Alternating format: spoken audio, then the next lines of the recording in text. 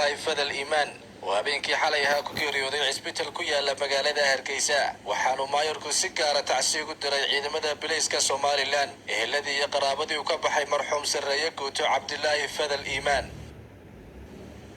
أولا قرنكا رير سومالي لان دمانتو عيدنك بوليسكا iyo dhammaan ummadda reer Soomaaliya eheladii iyo qaraabadii uu ka baxay General Abdullah Fadl Iman Ilaahay subhanahu wa ta'ala uu naxariisto jannadii Ilaahay geeyo waxa uu ahaa taliye in badan u soo talinayay brigade-ka booliska Soomaaliya Ilaahay waxaan ka baryaynaa subhanahu wa ta'ala inuu Ilaahay jannadii firdawsa geliyo ehelkiisii iyo qaraabadii iyo saaxiibadii iyo ciidanka booliska iyo qaranka Soomaaliland dhamaantoodna samri iimaan oo Ilaahay subhanahu wa ta'ala ka siiyo intaas baan ku celinaynaa inna lillahi wa inna ilayhi raaji'uun taliyayaasha kale iyaguna xanuunsanayana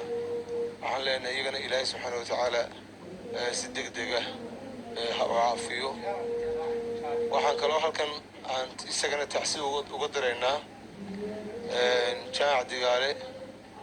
كورنيل جاع ديغالي oo ahaa halgamaa weyn oo u soo halgamay qarannimada Soomaaliland raggii qarannimada Soomaaliland gacantiisa ku keenay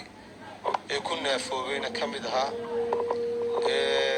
Ingiriiska loo dhoofiyay ee soo kabmay ee haddana aan Ingiriiska isdhiibin dib ugu soo noqday qarankiisii oo dib ugu shaqeeyay haddana وميليتريك Soomaaliland kamid aha oo gaashaan la sare aha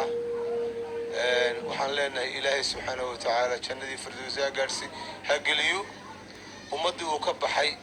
iyo qaranka reer Soomaaliland iyo ciidanka militariga iyo saaxiibadii iyo ahalkiisii oo dhan ubadkiisii iyo orihiisii Ilaahay subhanahu wa ta'ala samir iyo iimaan ha ka siiyo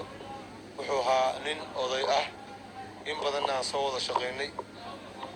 hawlo adag oo farabadan aan soo wada galay nin wuxuu ahaa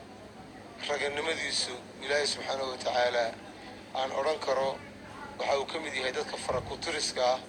ee dadka anfacay شعب كينج